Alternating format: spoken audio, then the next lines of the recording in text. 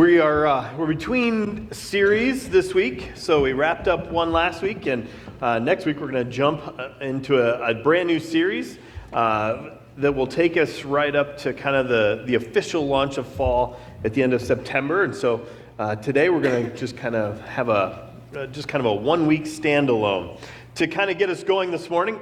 Let me ask you this: What is the most incredible thing that you've ever experienced? A moment in life where you were just kind of maybe awestruck. Couldn't find the words to describe what you were witnessing, seeing, experiencing. You ever been in a moment where like it almost hurts your brain, the moment, trying to understand the depth or the significance of the moment?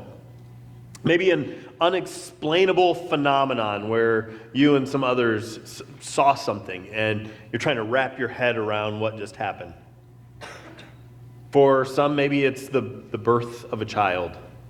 And that one moment, this incredible affection and love, this overwhelming love that you have for this new human being in your life, and perhaps even the miracle that it is for birth. Just processing how God does that and how we are blessed through it. Maybe it has to do with a time where you were someplace out in nature. We used to go camping when when Sarah and I were first married. We used to go camping with a bunch of folks from church. It was way up north. It was in the middle of nowhere. The night sky was dark, dark, dark. And I mean, you just see millions and millions of stars. You couldn't even begin to process just how vast the universe is, how amazing God's creation is, or a beautiful landscape perhaps that you've witnessed, and no picture can capture its beauty. You're not going to be able to share it with anyone else. You're just in the moment and perhaps overwhelmed by how amazing and beautiful, creative God is. Several years ago, I was in Nicaragua with Jeff Dice, and he took me to a volcano at night. And we went right up to the edge and peered into the mouth of this volcano. And I remember staring into the lava pool at the bottom of this volcano and just overwhelmed by the power of the heart of the earth that God has created, and the colors that we watched in this pool of lava, the reds and purples. It was unbelievable. I was so mesmerized by it that I thought, I'm like being hypnotized just by the beauty and the sight of this thing. I'm going to end up falling into this volcano. It was overwhelming, just the beauty of it.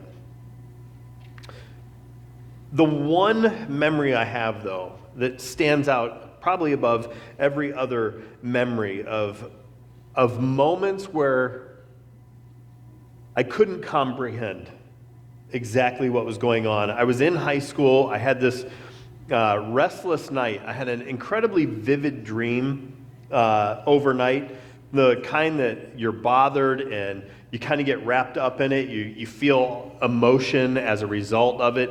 It feels so real that you're convinced it happened, and it takes you a few moments after you wake up to realize that this didn't all just play out. In this dream, I was at school. It was after hours, and I was actually on our yearbook staff, and we were staying. Yeah, I was a nerd. That's fine, whatever. But I was on yearbook staff. I was writing a story. It was a sports story, so then that makes it cool. So anyway, I'm at yearbook. We're in the room. I'm at a computer, kind of working away on some things. And in this dream, there are these two girls that were on the yearbook staff. They were sitting a couple rows over, and they began talking with each other, and there was some sort of conflict between the two of them. And I wasn't really paying attention, but I was catching just little bits and pieces. And then all of a sudden, one of them said something to the other that was really, really hurtful, and the girl just kind of broke down into tears. And I thought to myself, somebody probably ought to split these two up, because this is starting to get out of hand, but nobody else is paying attention. I'm looking around the room, and everybody's just kind of typing away and ignoring what's going on. And the girl who was upset in a moment stands up and kind of walks out of the room sobbing, kind of uncontrollably sobbing. And as she goes in this dream, I'm like, somebody go help this girl, comfort her, figure out what's going on. Like, probably one of the girls should handle this instead of one of the guys. And I was just so bothered by it in the moment. And so I don't sleep well the rest of the night. I wake up, I go to school the next morning, finish my school day. I head to the yearbook office to work after school on some things. And I'm sitting there working away on my cool sports story. And as I'm sitting there, I look up from my computer, and all of a sudden, like, light bulb goes on. Everyone's sitting in the exact same places as in my dream the night before. And I'm like, this is bizarre, strange. I'm like, maybe I must have fallen back asleep. I think I'm actually dreaming. And so I'm under my desk, because it's weird, I'm actually pinching myself, like, wake up. Nope, everybody's still there. So I go back to work on my thing, and I hear these two girls get into this escalated conversation, this argument, and I'm thinking, no, this can't be happening. And I'm like, Lord, what is this? Right? I start praying in the moment, what is going on here? And then it dawns on me, I'm mouthing the conversation as they're having it, because I know what they're going to say. Exactly, word for word, I'm like doing this thing. And I'm so weirded out by it and bothered by it. I'm like, I just have to ignore this. And so I start trying to really focus on what I'm doing, and I can't put it out of my mind what's happening. Sure enough, something gets said, girl starts crying, steps up, walks out of the room sobbing. I'm looking around like, please, anybody go. Lord, I'm not doing this. I want no part of this. Nobody goes. Reluctantly, I stood up. I walked out of the room. I didn't have to go find her. I knew exactly where she was. Walked through the halls, went and found her on the bench where I knew she'd be. Thought about sitting in a different place, and ended up sitting exactly where I was in the dream, and we had a conversation that I had already had the night before with her. It was the craziest thing. I was physically nauseous as it was playing out, because it was just so bizarre. Never happened again. And I will say there wasn't anything in the conversation that seemed, specifically or significantly spiritual. It was just this conversation that I knew I would end up having with this girl. Some sort of miracle, some sort of inspiration by the Holy Spirit the night before to be prepared for something that I certainly wasn't mature enough in that moment to handle on my own. I couldn't explain it. I couldn't wrap my head around it. I didn't enjoy it. But it was a moment that I look back now 25 years later and think, ooh, I'd rather that not go through that again. But I know that God must have been in it. These things happen to us. This morning we're going to look at a story that is that type of a moment.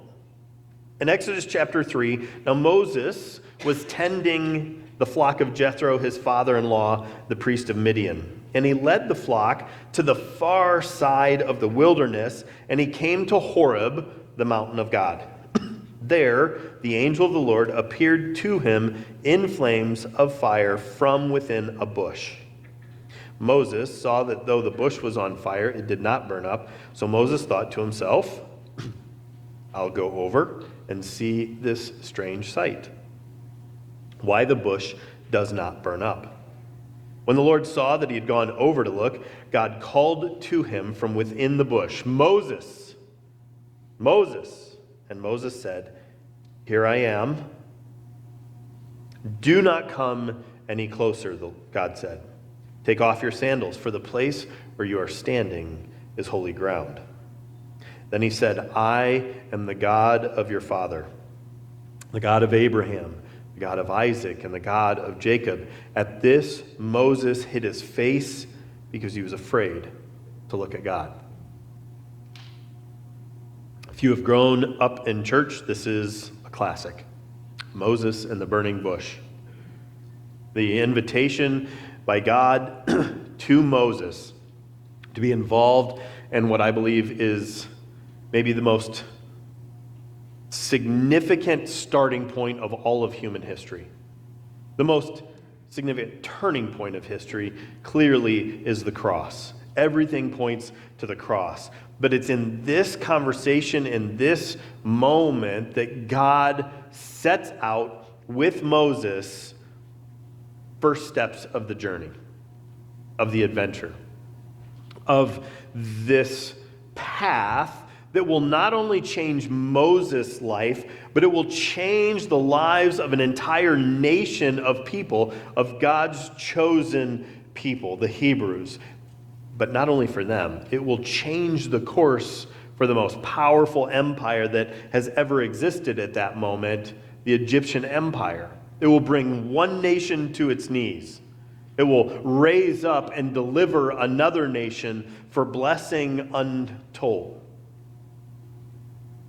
But even beyond that, it doesn't just change the lives for those two nations. It changes the lives for every human. Invitation for every person that will come through the nation that God has selected for himself. It changes history. It changes eternity, really, for mankind. It's a significant moment, to say the least. And I'm caught off guard by the simplicity of the moment. Moses tending his father-in-law's flocks speaks to God. That makes sense, that God comes to kind of begin what he's about to do, but he did so in some scraggly little bush in the desert. That seems so strange, doesn't it? The vessel that the God of the universe, the megaphone by which he would use to speak into human history and to call out and raise up Moses, is some tumbleweed that hasn't blown off of its base yet. A bush in the desert. Why? Why does God speak out of this little shrub in the desert? It just seems so bizarre. I think God does it because it's how God works. And today, as we look at this interaction between God and Moses, the invitation that he extends to Moses, the bush is an image of the man. The man is an image of every man. Each of our stories reflects exactly who God is and how he operates, how he works. And the bush is a perfect image of it. God is revealing to Moses through this shrubbery how he works. So God speaks to Moses through the bush, through the flames in the bush. He tells Moses that he has heard the cries of the Hebrew people in Egypt, that he has seen the mistreatment that they've suffered at the hands of their Egyptian captors, and that he now is going to save and release them from the abuse that they have experienced for over 400 years.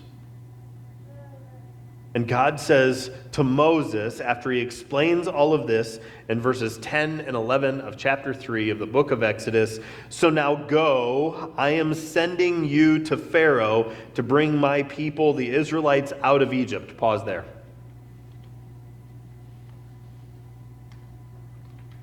Moses, the Egyptian empire, has abused the people I love, that I've chosen, and that I've made promises to. I have heard their cries. I am going to rescue them. I'm going to bring them out. I'm going to bless them more than they could ever imagine. And then the entire world will receive blessing out of the overflow of what I do through them. I am coming to make my mark on the world, on the history of humanity. And Moses probably thinks, that's pretty cool. And then God says, go, I'm sending you to initiate it.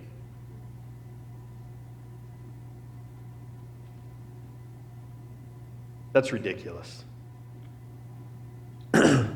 It's insane. Moses' response seems pretty right to me.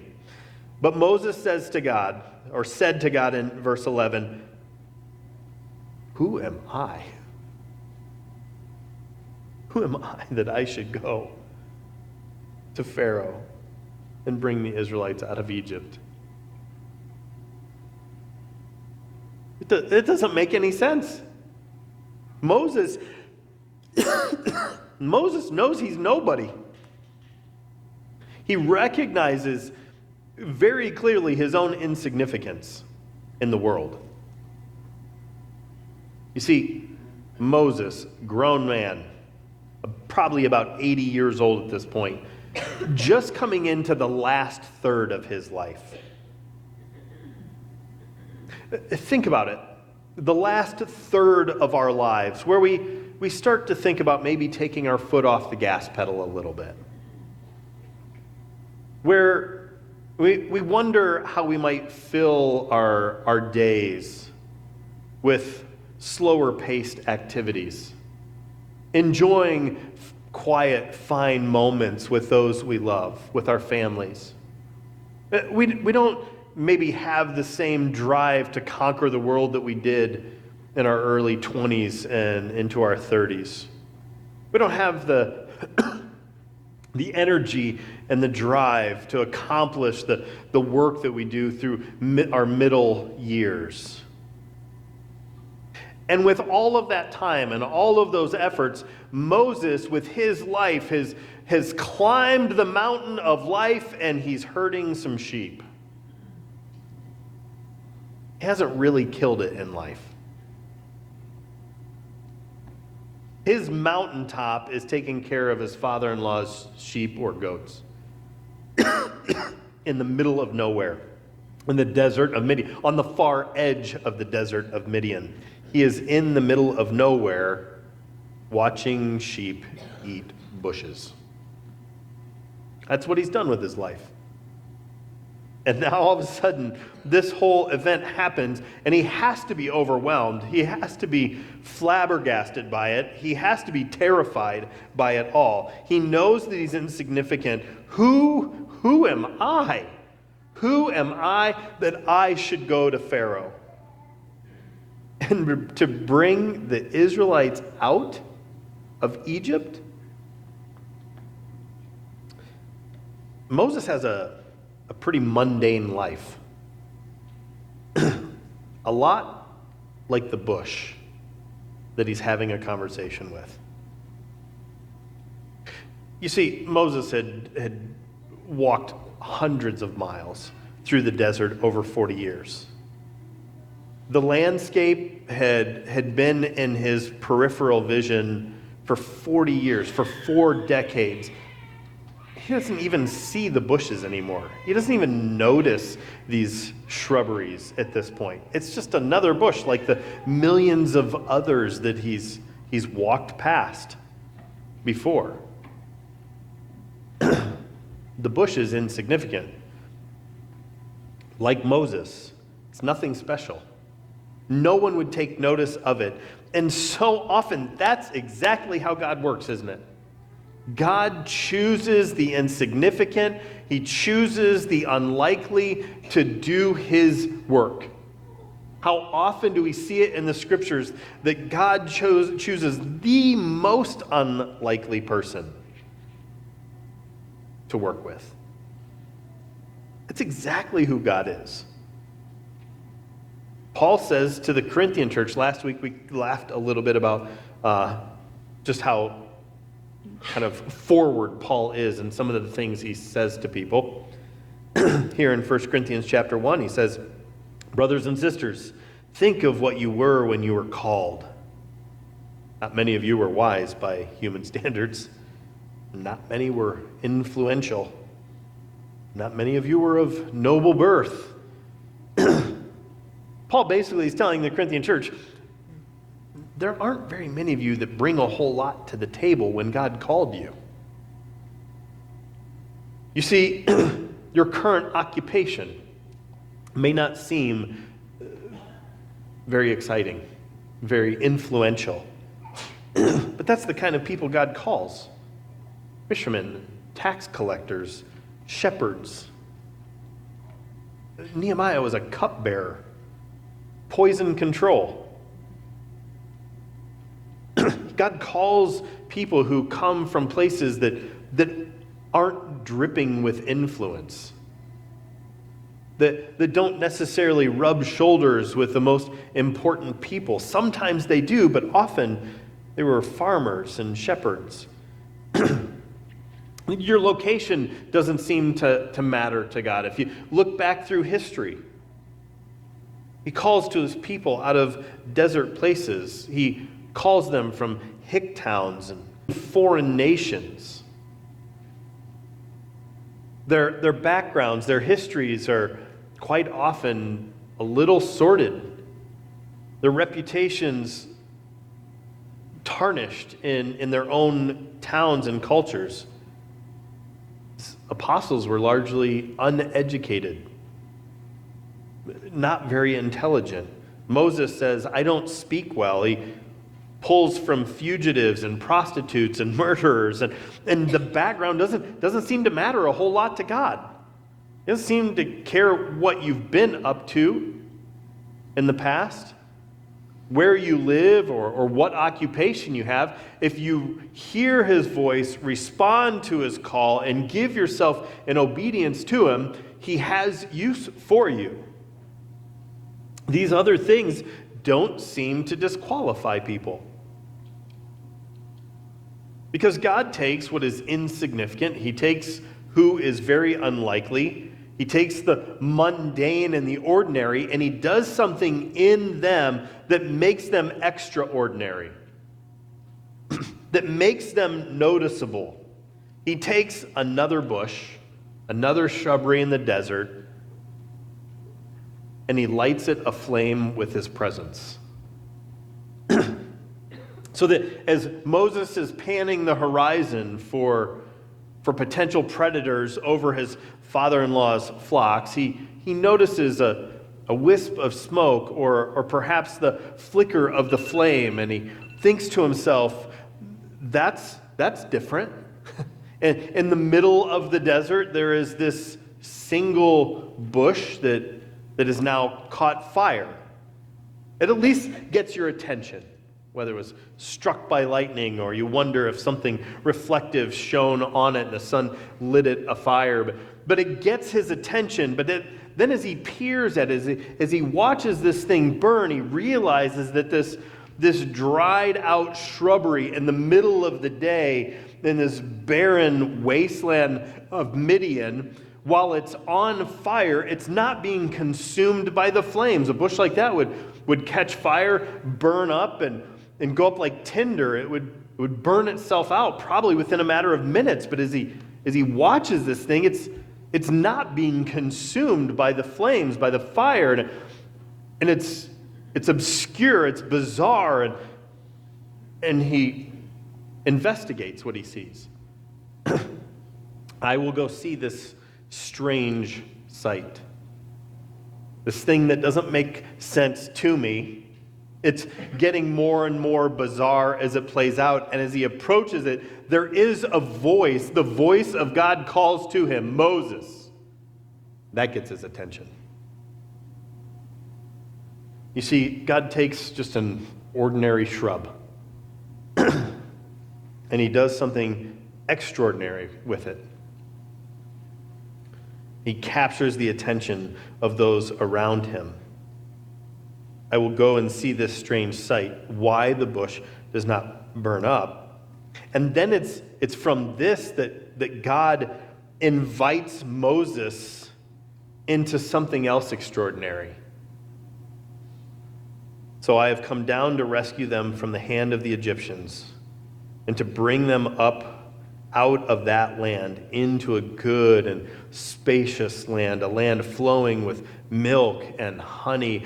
The God of the universe is doing something extraordinary. I will come down. I have come down. I'm placing myself within human history to do something remarkable that no one has ever seen before. So now, Moses, you go. I'm sending you to Pharaoh to bring my people, the Israelites, out of Egypt from this extraordinary burning bush. God invites Moses to something extraordinary himself. And what's amazing and what I love so much about the story of Moses is that Moses responds so naturally. At least I think it's a pretty natural response. The God of the universe is about to do something miraculous and phenomenal that will change the entire course of history. Moses, I want you to go and be a part of all of this. And Moses is like, I don't know. I can't tell you how often I've been more afraid of success than failure. It sounds weird and backwards.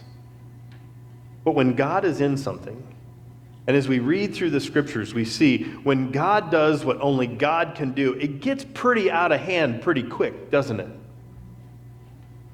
Do you want to be a part of something like that?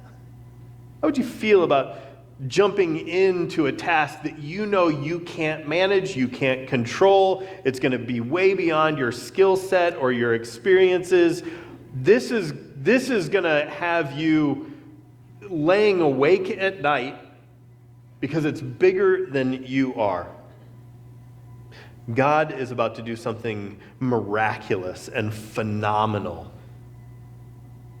And he's prompting you, he's calling you, he's poking at your heart, at your soul, inviting you into it.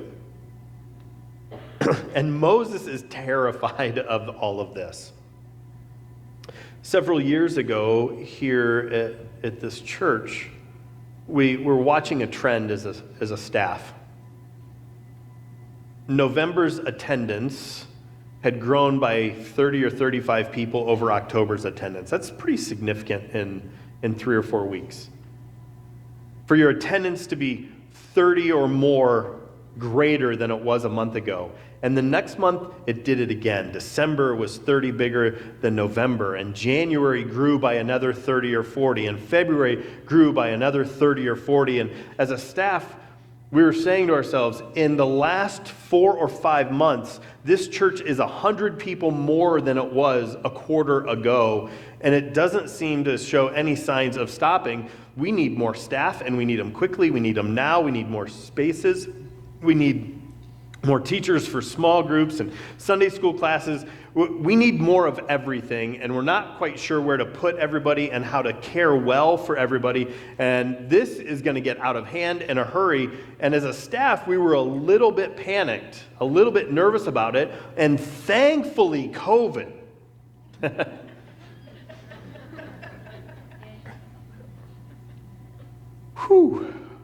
Put a kind of a halt to that out of control growth. And we're like, wow, that actually helped. And we were in some ways grateful because we were watching what God was doing, but then we were like torn, like God's doing something so amazing, and yet we were terrified about what could be. Navigated COVID, all that went splendidly, and we were just looking not too long ago, and our June average attendance from this year was about 80 or so bigger than our June attendance last year. And our July attendance this year is about 100 more than our July attendance last year. And I'm like, here we go. And fall is coming, and people will be coming back and settling into regular schedules. And Hillsdale College will start classes again, and there will be about 80 to 100 college students that are coming every Sunday to worship and to participate and to teach Sunday school classes and to jump in and be involved. And it's going to get a little nuts. And our parking lot's not quite big enough, and we wonder if we have enough space, and all of these beautiful questions. And now we're saying, Lord, let's not send another pandemic. Let's just enjoy what you're doing. Help us to be faithful to whatever you might invite us into. Okay. It's a beautiful problem, but it's exactly how Moses responded. Lord, I don't know. I don't know if I'm certainly not at a place where I'm smart enough, mature enough, have enough influence. I don't know how to do this. And so Moses' response is so great in Exodus 3:13. Moses said to God, suppose I go to the Israelites and say to them, the God of your fathers has sent me to you. And they ask, oh yeah? What's his name? Then what should I tell them, Moses says. I love this. Suppose I go. The God of the universe, speaking out of a shrub engulfed in flames, voice from heaven, Moses, I have an assignment for you. Maybe. Let me see what's on my calendar here. Right? Maybe. Suppose I do. Suppose I go through with this, Lord. What happens when they have questions? Because they're not here right now. They're not having this whole cool burning bush experience. They're making bricks. Later on in the same conversation, Moses answered, what if they don't believe me? What if they listen to me and say, I added that part, the Lord did not appear to you. You're nuts. You're a crazy person from the desert. What happens if they don't buy it? What happens if they don't believe it? I mean, I'll talk to anything. I'll talk to a burning bush. But what if they're a little more discerning in what they're willing to go along with? Maybe you'll convince me, but if no one else is convinced, and so that's, the great part of the story where it says, oh, okay, well, what you got in your hand? A staff? Throw that on the ground. Boom, poisonous snake. Pick it up. Boom, back to staff. Stick your hand in your cloak. Flesh-eating leprosy. Stick it back in there. Now you're good. Moses is like, okay, all right. And God says, I'm going with you. Insignificant bush. On fire, engulfed in flames, but not burning up. Speaks to Moses.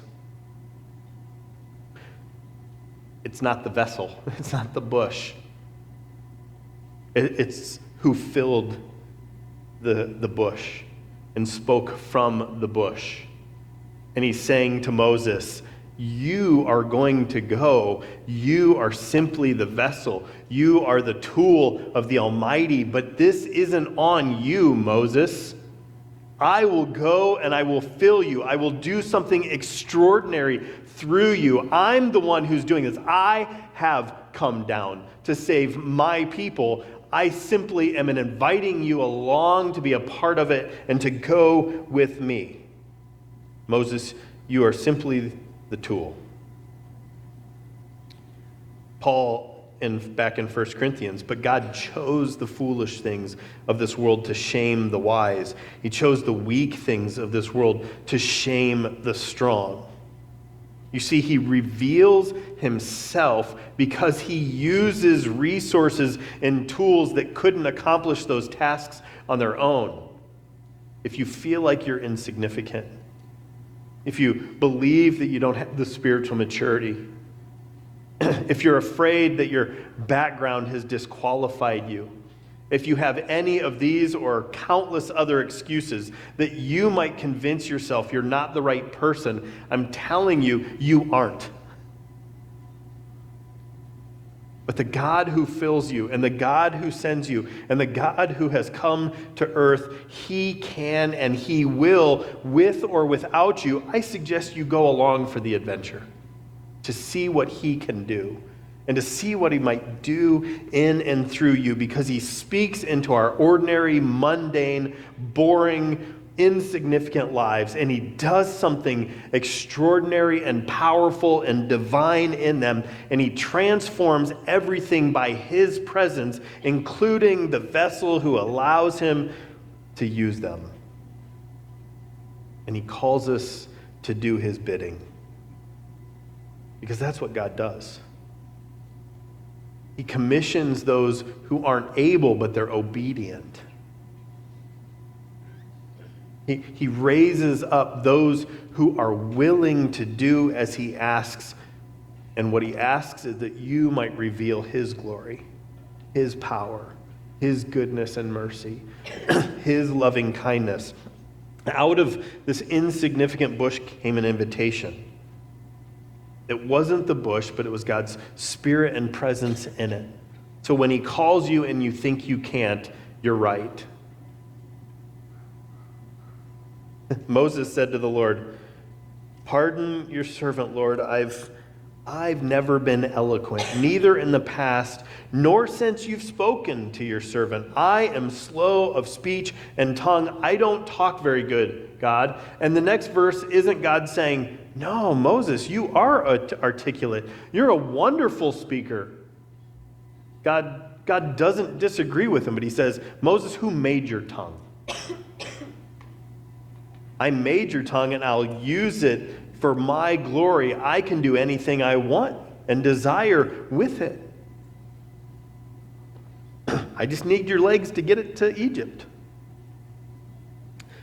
The one who comes from within the bush, the one who fills you with his spirit, is the one who empowers his people and gives audience to the cupbearer of the king to rebuild the city of Jerusalem.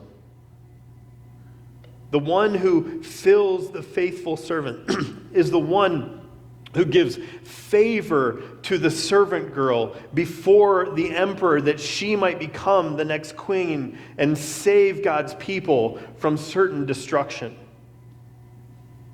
The God of the universe who fills the bush and fills Moses and invites you to be filled with his spirit is the one who gives access where you don't have it, who gives wisdom where you lack it, who emboldens you to say what you wouldn't have the guts to say on your own, who works miracles through some lousy fishermen from Galilee. He's the one who protects his people in the face of certain death, who provides for their needs, who clears paths forward for them and sends us to do his work. If we will go. And sometimes it's exciting, and other times we want no part of it. But Moses said, "Pardon your servant, Lord. Please send someone else." And the Lord's anger burned against Moses, and he said, "What about your brother, Aaron, the Levite? I know he can speak well. He's already on his way to meet you, and he'll be glad to see you, Moses. You shall speak to him and put words in his mouth. I will help both of you speak, and I will teach you what to do." He sends Moses help. I love, as you read the rest of the story, Moses doesn't want to go. "I don't speak well. I've never been good at talking with people. I get stammering and stuttering, and it just doesn't work well for me. Please send anyone else." And God says, "Aaron's on his way. He's already coming. Take him with you. You'll put words in his mouth, and he'll speak on your behalf." Read the rest of the story. Aaron doesn't say a word. Before Pharaoh, Moses does all the talking. Before the elders of the Hebrew people, Moses does all the talking. Aaron's just there to hold his hand. I don't know. He's just there. But God uses the vessel he chose to do the work that he called Moses to do. And like the bush was filled with God's presence and not consumed or destroyed by it, God filled Moses with the eloquence he needed to speak to Pharaoh and to the elders. And he filled him with the power necessary to reveal the evidence of God's hand on his life, to bring the Egyptian empire to their knees, to not just allow, but to kick the Hebrew people out of Egypt. God does amazing things in us, extraordinary things, dumbfounding things that the world can't understand and they can't explain. And he does them in us that he might do his work with us and through us.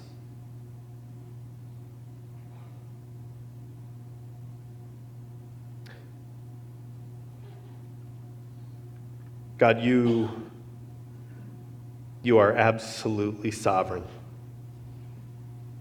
You know the end from the beginning.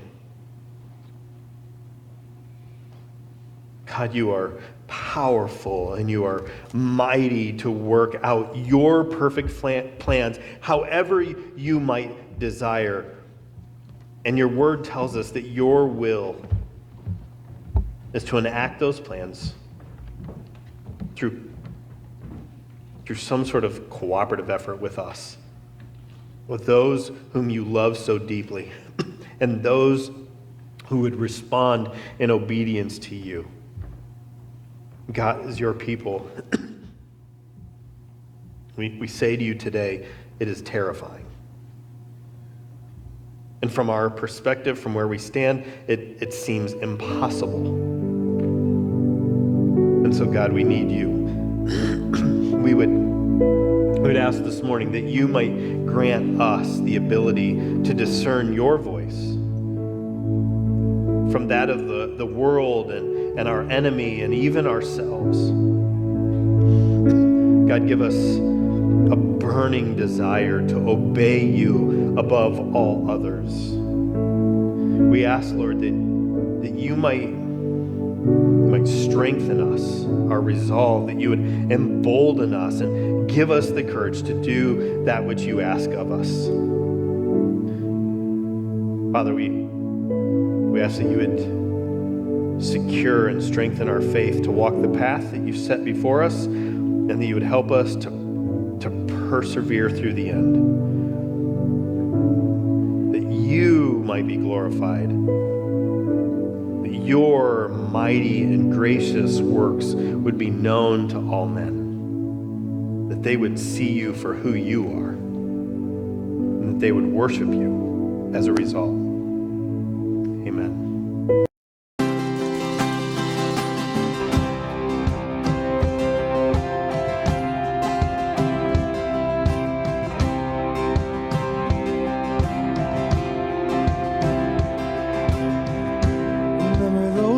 That we called sin and shame, they were like prisons that we couldn't escape.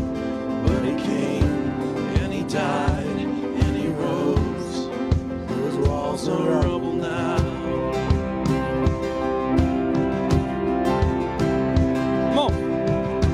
Remember those giants we called death and grave? Like mountains that stood in our way. But he came and he died and he rose. Those giants are dead now.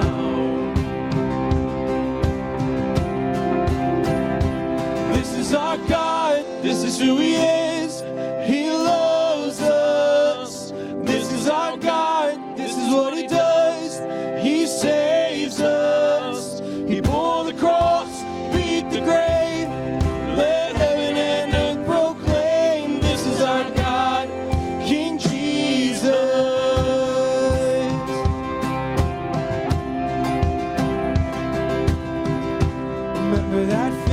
Took our breath away. Faith so weak that we could barely pray. But he heard every word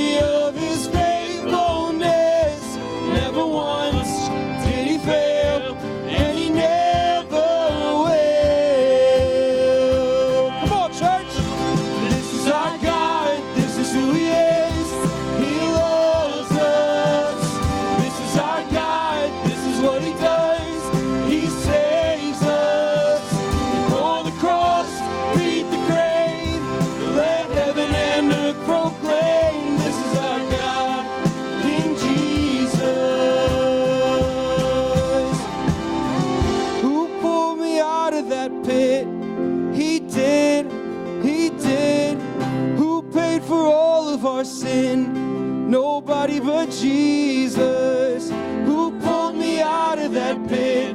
He did, who paid for all of our sin. Nobody but Jesus, who rescued me from that grave. Yahweh, Yahweh, who gets the glory and praise. Nobody but Jesus, who rescued me from that grave. Yahweh, Yahweh, who gets the glory and praise. Nobody but him. This is our God. This is who he is. He loves us. This is our God. This is what he does. He saves us. On the cross, beat the grave. Let heaven and earth proclaim. This is our God, King Jesus. On the cross, beat the grave. Let heaven and earth proclaim. This is our God, King Jesus.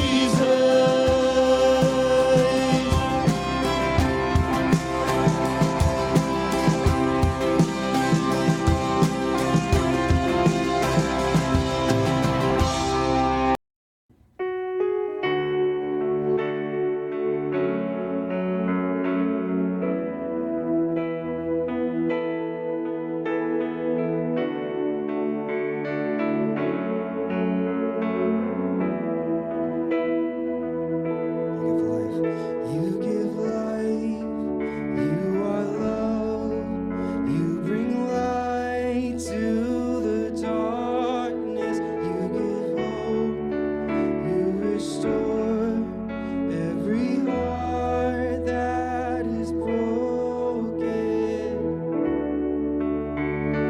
Great are you, Lord. It's your breath in our lungs, so we pour out our praise, pour out our praise. It's your breath in our lungs, so we pour out our praise to you only.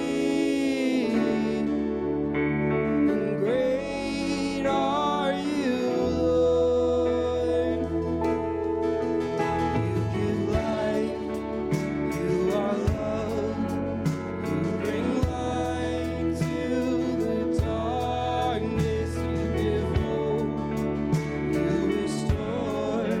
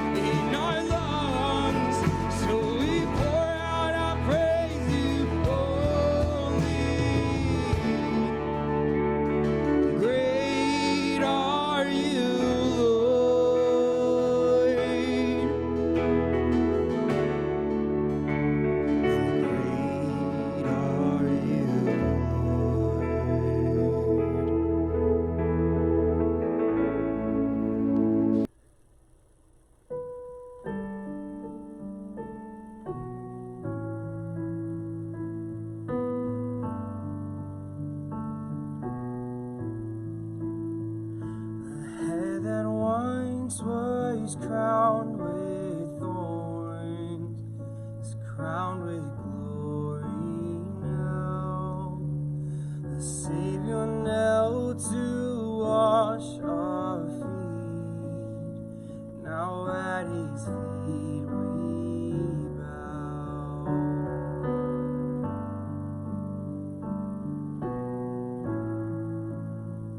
The one who wore our sin and shame, now robed in majesty,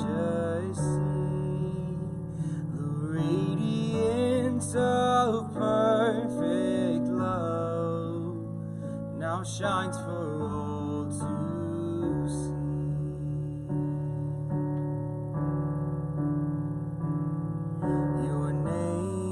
Your name is victory. All praise will rise to Christ our King. Your name is victory. All praise will rise to Christ our King.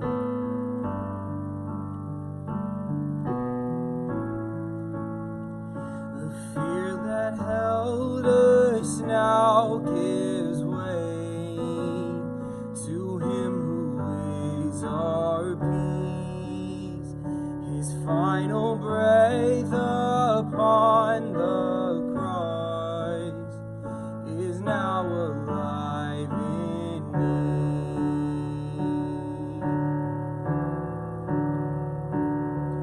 Your name is victory. All praise will rise to Christ our King. Your name is victory. All praise will rise to Christ our King.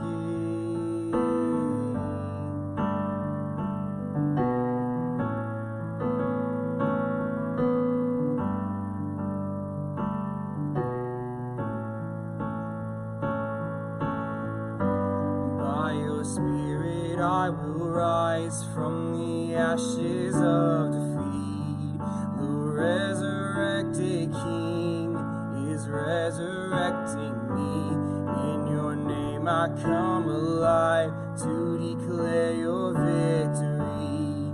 The resurrected King is resurrecting me. By your Spirit I will rise from the ashes of defeat.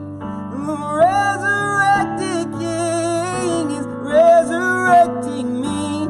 In your name I come alive to declare your victory. The resurrected King is resurrecting me. Resurrecting me. The tomb where soldiers watched in vain was borrowed for 3 days.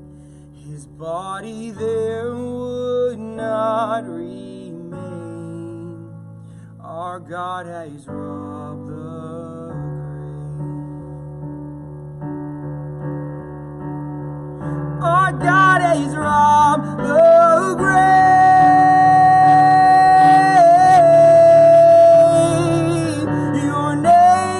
Your name is victory. All praise will rise to Christ our King. Your name is victory. All praise will rise to Christ our King. Your name is victory. All praise will rise to Christ our King. Your name is victory. All praise will rise to Christ our King. By your Spirit I will rise from the ashes of defeat. The resurrected